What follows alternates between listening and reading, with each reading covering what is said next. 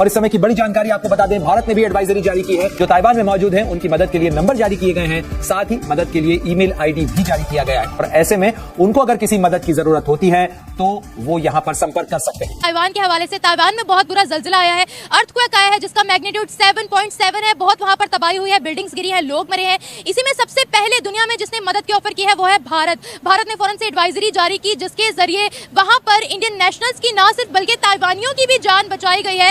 Indian association जो कि Taiwan के अंदर मौजूद है वो बहुत जल्द एक्टिव हो गई थी। ताइवानियों की और इंडियन नेशनल्स की दोनों की वहां पर जान बचाई गई है। भारत वो पहला मुल्क बन गया जिसने मदद की भी ऑफर की है ताइवान को, और मदद करेगा भी भारत ताइवान की। उन्होंने इन चीजों को समझ लिया है। सबसे पहले ऐलान किया इंडिया के प्राइम मिनिस्टर मोदी ने कि भाई आप बताएं कि आपको क्या हेल्प चाहिए, लेकिन इसके बरक्स पाकिस्तान जो कि हम कहते हैं कि मुसलमानों के अलंबरदार हैं, हम हमारी तरफ से सब कुछ जाता है, लेकिन गवर्नमेंट ने भी कोई ऐलान नहीं किया। क्या वजूहत है? वजह सीधी सी है, हमारे अपने पल्ले कुछ नहीं, हमने किसी को क्या, हम तो पहले भीख मांग रहे हैं। इस पर पीएम मोदी लिखते हैं कि ताइवान में आए भूकंप को देखकर काफी मन दुखी है, हमारी भावनाएं पीड़ित परिवार के साथ है। मेरी जाती नजर में एक एंगल उसका कह लें ये पॉलिटिकल है, और वो ये है कि to tell the world, to tell China, to tell Pakistan and to tell the international community कि भाई हम जो है, हमारे इंटरेस्ट अब डिफरेंट हैं, हमारे इंटरेस्ट पहले जैसे नहीं है, हमारे इंटरेस्ट अब बहुत ज़्यादा मुख्तलिफ हो चुके हुए हैं। सो इंडिया को इस चीज़ की समझ आ गई है कि हमने अगर दुनिया में रहना है तो हमें सिर्फ और सिर्फ इंडिया के अंदर नहीं देखना कि इंडिया के अंदर क्या हो रहा है, इंडिया से बाहर भी देखना पड़ेगा। सो ये चीजें इंडियन जो लीडरशिप है। ताइवान की राष्ट्रपति भी सोशल मीडिया एक्स पर बयान देती हैं। वो कहती हैं कि हम पीएम मोदी के इन शब्दों के लिए बहुत बहुत आभारी हैं।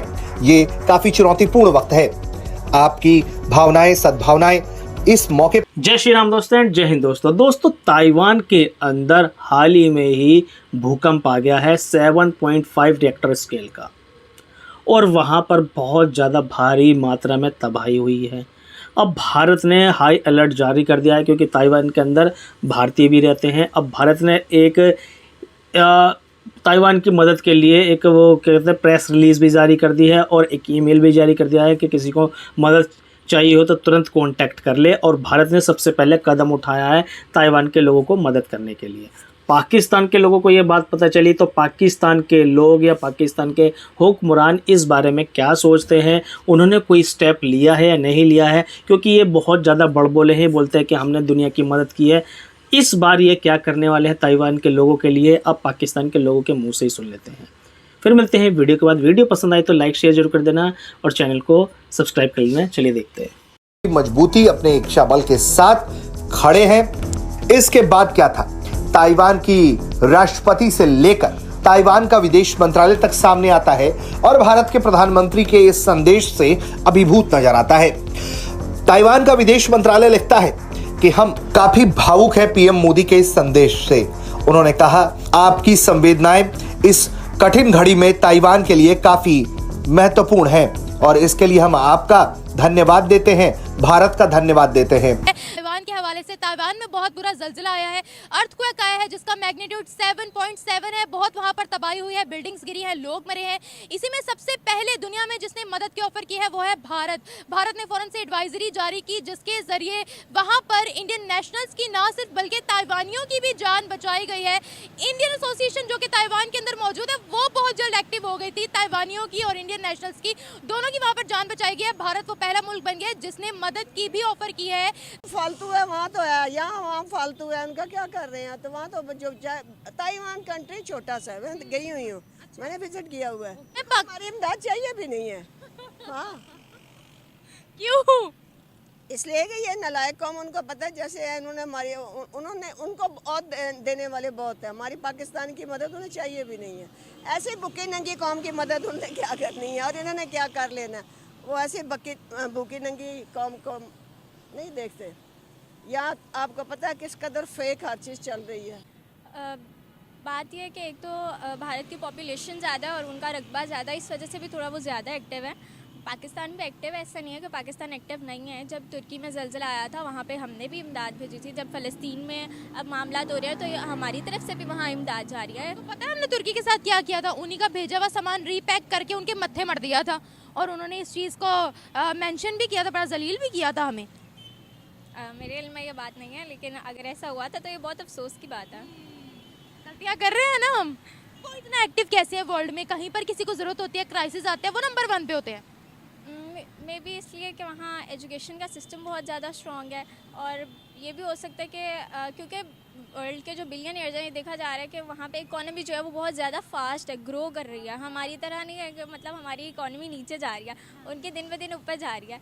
इस वजह से भी हो सकता है, लेकिन द थिंग इज़ कि पाकिस्तान भी इंशाल्लाह आगे जाएगा। पाकिस्तान इंशाल्लाह आगे जाएगा। अभी तक हमने वर्ल्ड की कितनी हेल्प की है कि वर्ल्ड का पाकिस्तान जिंदाबाद? अपने पार्ट पे तो हम करने की कोशिश कर रहे हैं, लेकिन ऑब्वियसली हर जगह लूप होल्स होते हैं, हर कोई अपना 100% नहीं कर सकता। इस वजह से मेरे ख्याल से जितना हम कर सकते हैं उतना हम कर रहे हैं। किसकी मदद की है अभी तक? अभी तक देखिए, अगर हम वैसे ज़मीनी तौर पे इमदाद ना भी पहुंचा सकें, लेकिन जिस तरह की दुआएं नहीं, लेकिन एक तरह से अवेयरनेस तो क्रिएट हो रही है ना। अब जिस अवेयरनेस फ़लस्तीन का इशू है, हमारे जो पॉलिटिशियंस हैं या हमारे जो इस्लामिक स्पीकर्स हैं वगैरह, वो सारे इस इशू को लेके आगे चल रहे हैं, उसको डिस्कस कर रहे हैं।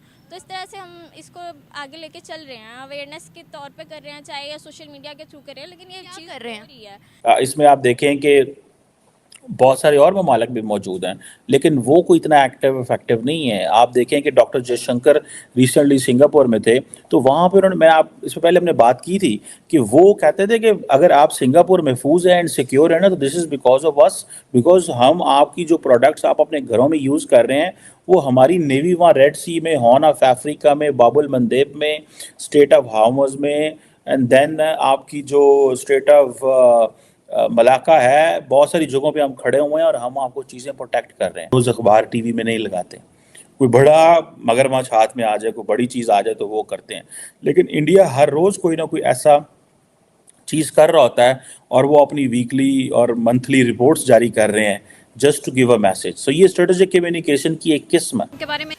दोस्तों वीडियो हो गया ख़त्म और आप लोगों ने इनकी बातें तो सुन ली होंगी।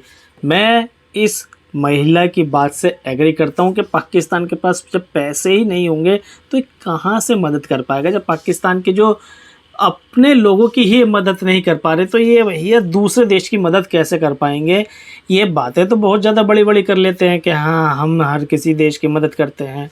इन्होंने जो गज़ा पट्टी वाले लोग हैं उनकी मदद नहीं करी तो ये कहाँ से मदद करेंगे ये ताइवान के लोगों की। और वाकई में ताइवान के लोग तो नॉन मुस्लिम हैं, वो तो भैया नॉन मुस्लिम है, वो तो काफिर हैं, तो काफिरों की मदद क्यों करेंगे। ये तो कोई सी बात छोड़ो। और जैसे कि निम्रा अहमद ने पहले ही बता दिया और हर किसी को पता है, जब टर्की में भूचाल आया था, भूकंप आया था, उस टाइम पर क्या करा, रीपैकिंग करी टर्की के माल की और वापस भेज दी। और टर्की के लोगों ने, टर्की की सरकार ने पाकिस्तान को ऐसी खरी खोटी सुनाई, ऐसी खरी खोटी सुनाई कि इनको ज़िंदगी भर याद रहेगा।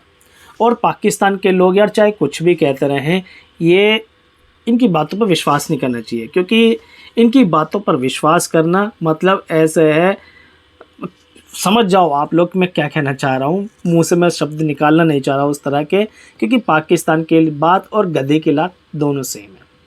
दोस्तों आप लोग इस बारे में क्या कहना चाहते हैं कि पाकिस्तान के लोग हमेशा बड़बोलेपन में तो रहते हैं लेकिन खुद कुछ करके भी दिखाते हैं, किसी दूसरे की मदद करके भी दिखाते हैं या नहीं दिखाते हैं। और जो भारत ने इस जो क्या कहते हैं ये एक स्टेप लिया है ताइवान के लोगों को मदद करने के लिए, उसके बारे में आपका क्या कहना है प्लीज़ कमेंट सेक्शन में ज़रूर बताइए। वीडियो पसंद आई हो तो लाइक शेयर जरूर कर देना और चैनल को सब्सक्राइब कर लेना। नेक्स्ट वीडियो मिलेंगे, तब तक के लिए जय हिंद जय भारत।